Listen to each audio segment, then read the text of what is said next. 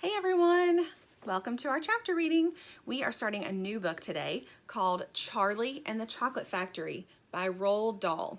Roald Dahl is one of my very favorite authors because his silly stories are so fun to read. So I'm excited to read this one and I hope you're going to like it. Let's start with chapter 1. Here comes Charlie. These two very old people are the father and mother of Mr. Bucket. Their names are Grandpa Joe and Grandma Josephine. These two very old people are the father and mother of Mrs. Bucket. Their names are Grandpa George and Grandma Georgina. This is Mr. Bucket, and this is Mrs. Bucket. Mr. and Mrs. Bucket have a small boy whose name is Charlie Bucket. This is Charlie.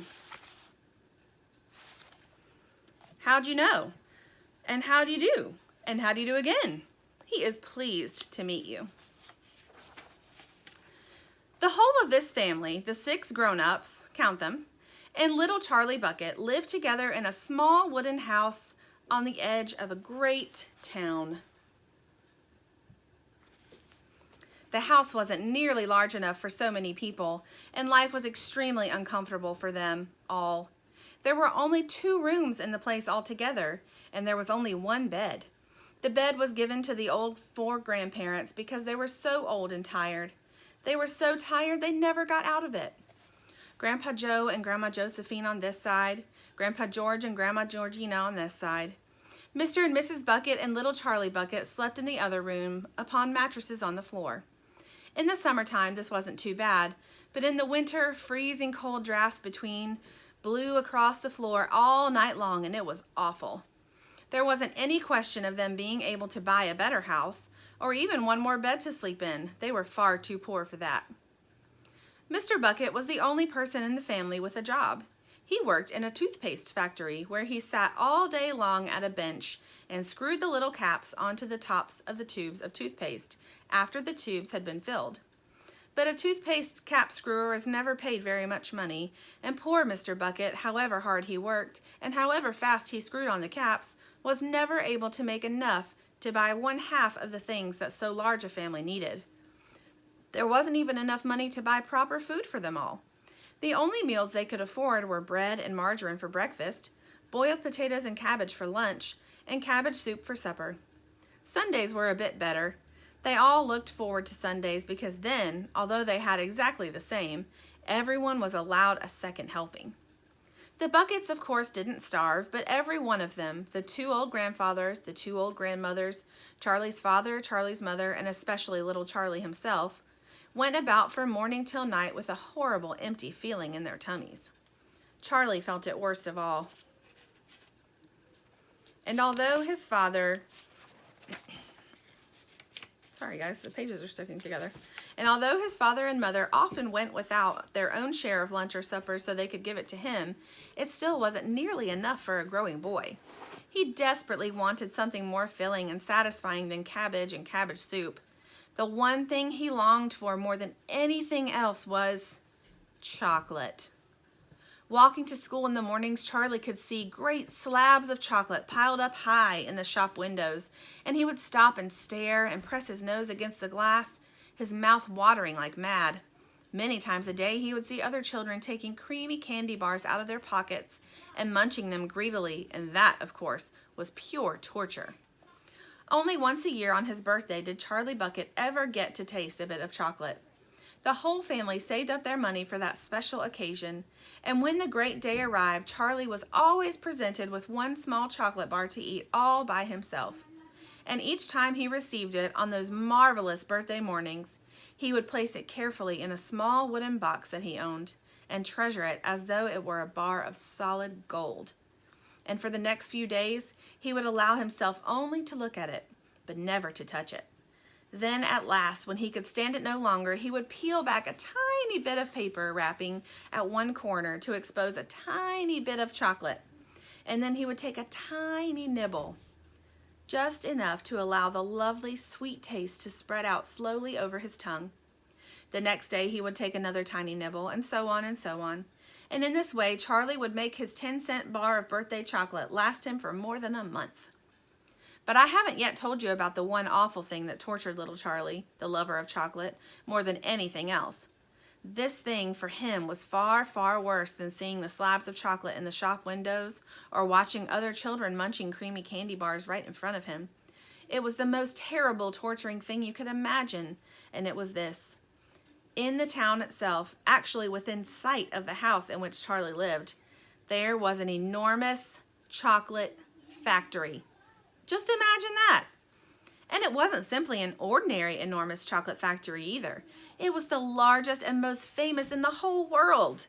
It was Wonka's factory, owned by a man called Mr. Willy Wonka, the greatest inventor and maker of chocolates that there has ever been. And what a tremendous, marvelous place it was.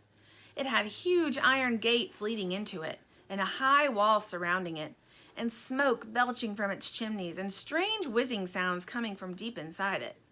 And outside the walls, for half a mile around in every direction, the air was scented with the heavy, rich smell of melting chocolate. Twice a day on his way to and from school, little Charlie Bucket had to walk right past the gates of the factory. And every time he went by, he would begin to walk very, very slowly. And he would hold his nose high in the air and take long, deep sniffs of the gorgeous chocolatey smell around him. Oh, how he loved that smell. And oh, how he wished he could go inside the factory and see what it was like. Chapter 2, Mr. Willy Wonka's Factory. In the evenings, after he had finished his supper of watery cabbage soup, Charlie always went into the room of his 4 grandparents to listen to their stories and then afterwards to say goodnight. Every one of these old people was over 90.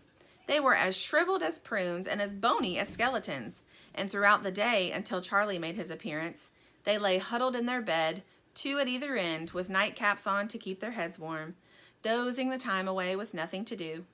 But as soon as they heard the door opening and heard Charlie's voice saying, "Good evening, Grandpa Joe and Grandma Josephine, and Grandpa George and Grandma Georgina," then all 4 of them would suddenly sit up, and their old wrinkled faces would light up with smiles of pleasure, and the talking would begin. For they loved this little boy. He was the only bright thing in their lives, and his evening visits were something that they looked forward to all day long. Often Charlie's mother and father would come in as well and stand by the door, listening to the stories that the old people told. And thus, for perhaps half an hour every night, this room would become a happy place, and the whole family would forget that it was hungry and poor. One evening, when Charlie went in to see his grandparents, he said to them, "Is it really true that Wonka's chocolate factory is the biggest in the world?" "True?" cried all 4 of them at once. "Of course it's true. Good heavens, didn't you know that? It's about 50 times as big as any other." "And is Mr. Willy Wonka really the cleverest chocolate maker in the world?" "My dear boy," said Grandpa Joe, raising himself up a little higher on his pillow, "Mr. Willy Wonka is the most amazing and most fantastic and most extraordinary chocolate maker the world has ever seen. I thought everybody knew that."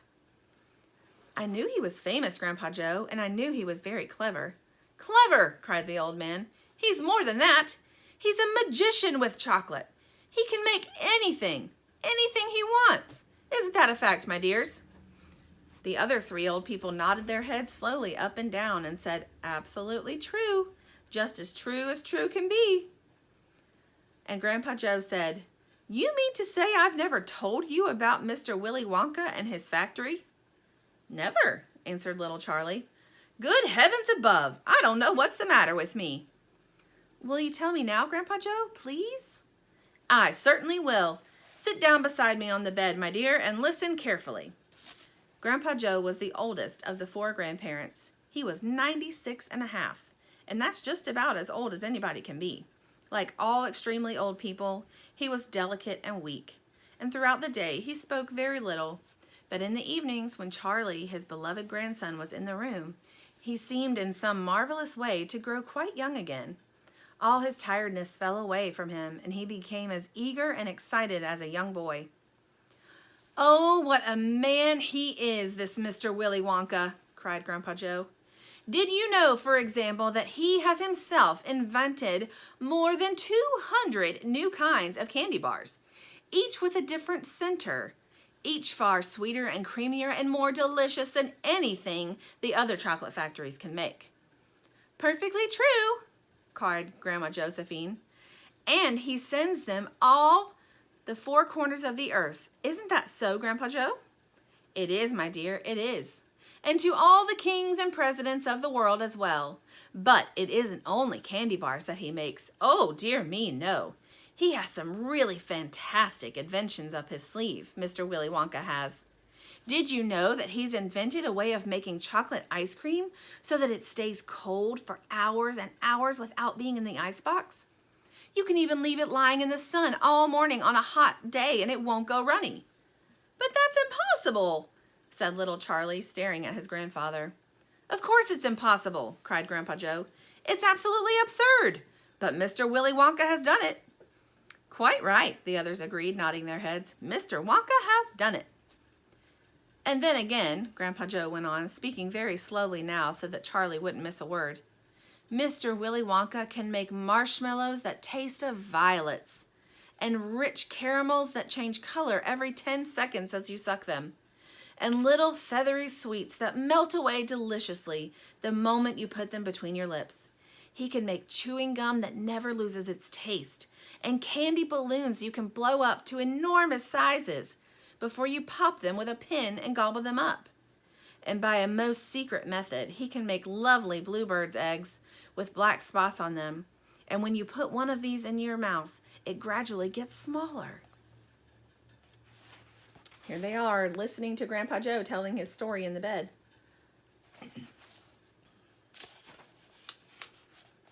It gets smaller and smaller until suddenly there's nothing left except a tiny little pink sugary baby bird sitting on the tip of your tongue.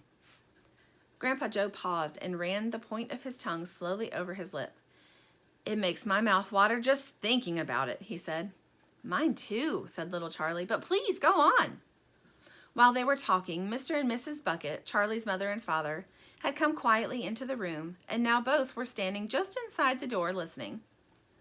Tell Charlie about the crazy Indian prince, said Grandma Josephine. He'd like to hear that.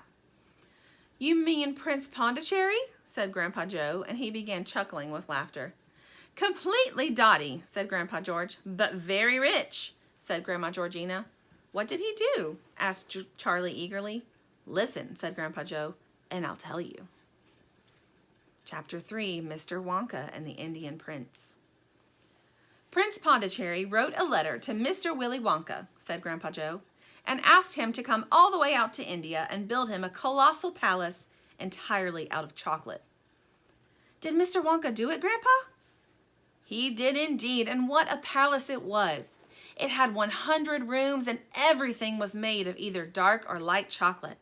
The bricks were chocolate, and the cement holding them together was chocolate, and the windows were chocolate, and all the walls and ceilings were made of chocolate. So were the carpets, and the pictures, and the furniture, and the beds. And when you turned on the taps in the bedroom, hot chocolate came pouring out. When it was all finished, Mr. Wonka said to Prince Pondicherry, I warn you, though, it won't last very long, so you'd better start eating it right away. Nonsense, shouted the prince. I'm not going to eat my palace. I'm not even going to nibble the staircase or lick the walls. I'm going to live in it. But Mr. Wonka was right, of course, because soon after this, there came a very hot day with a boiling sun, and the whole palace began to melt. And then it sank slowly to the ground, and the crazy prince, who was dozing in the living room at the time, woke up to find himself swimming around in a huge, brown, sticky lake of chocolate. Little Charlie sat very still on the edge of the bed, staring at his grandfather. Charlie's face was bright, and his eyes were stretched so wide you could see the whites all around. Is all this really true? He asked. Or are you pulling my leg? It's true, cried all four of the old people at once. Of course it's true. Ask anyone you like. And I'll tell you something else that's true, said Grandpa Joe. And now he leaned closer to Charlie and lowered his voice to a soft, secret whisper. Nobody ever comes out. Out of where? asked Charlie. And nobody ever goes in. In where? Cried Charlie. Wonka's factory, of course. Grandpa, what do you mean? I mean workers, Charlie. Workers? All factories, said Grandpa Joe, have workers streaming in and out of the gates in the mornings and evenings, except Wonka's. Have you ever seen a single person going into that place or coming out? Little Charlie looked slowly around at each of the 4 old faces, one after the other, and they all looked back at him. They were friendly, smiling faces, but they were also quite serious. There was no sign of joking or leg pulling on any of them. Well, have you? Asked Grandpa Joe. I really don't know, Grandpa, Charlie stammered. Whenever I walk past the factory, the gates seem to be closed. Exactly, said Grandpa Joe. But there must be people working there. Not people, Charlie. Not ordinary people, anyway. Then who? Cried Charlie. Aha! That's it, you see. That's another of Mr. Willy Wonka's cleverness. Charlie, dear, Mrs. Bucket called out from where she was standing by the door. It's time for bed. That's enough for tonight. But, Mother, I must hear... Tomorrow, my darling. That's right, said Grandpa Joe. I'll tell you the rest of it tomorrow evening. All right, we're going to stop there too, friends. So come back next time and we'll see what happens next in this book. Bye.